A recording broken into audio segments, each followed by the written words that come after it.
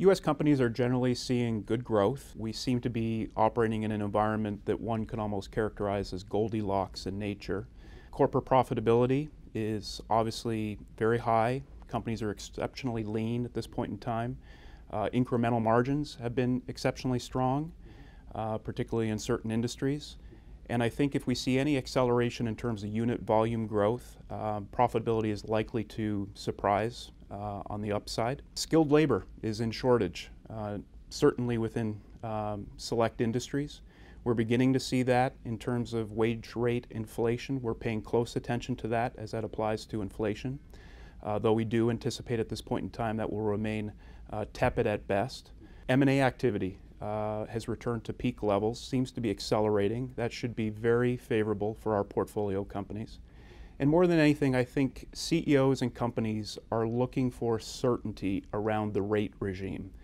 We're of the belief that 1 or 2 increases in rates, perhaps over the next 18 months, will not only be favorable for the economy, but more specifically will be helpful in terms of future capital investment as the market likes certainty.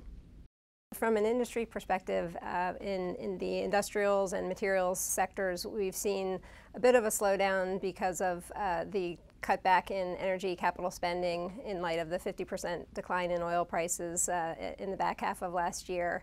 And the stronger dollar has also arisen as a bit of a headwind. That being said, I agree 100% with Steve when he talked about the high incremental margins that these companies are poised to demonstrate, as they've all done a great job of reducing their cost structures. So when sales growth does reaccelerate, we expect that earnings growth will be even faster, and as a result of this inherent operating leverage.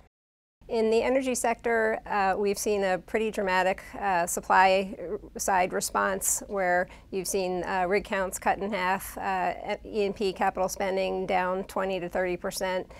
You're seeing layoffs at a lot of the services companies and idling of equipment. So we think those are, while they're near-term painful, they're certainly positive steps towards getting the industry back towards a rebalancing of supply and demand. The social media companies and cloud computing, they get all the headlines and the attention, but there are other places within technology that are very vibrant.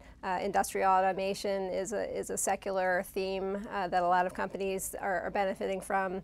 And in the semiconductor area, the semiconductor capital equipment companies are really benefiting from what's being called an inflection point in how chips are made, and as a result you're seeing demand and replacement of equipment with new equipment and more equipment to be able to make the chips in new architecture, and that too seems to be a secular tailwind for that industry. Certainly the consumer is healthy once again. Obviously a very, very powerful statement as it applies to the U.S. economy being 70% consumption driven. We're seeing credit card delinquency rates at 10-year all-time lows.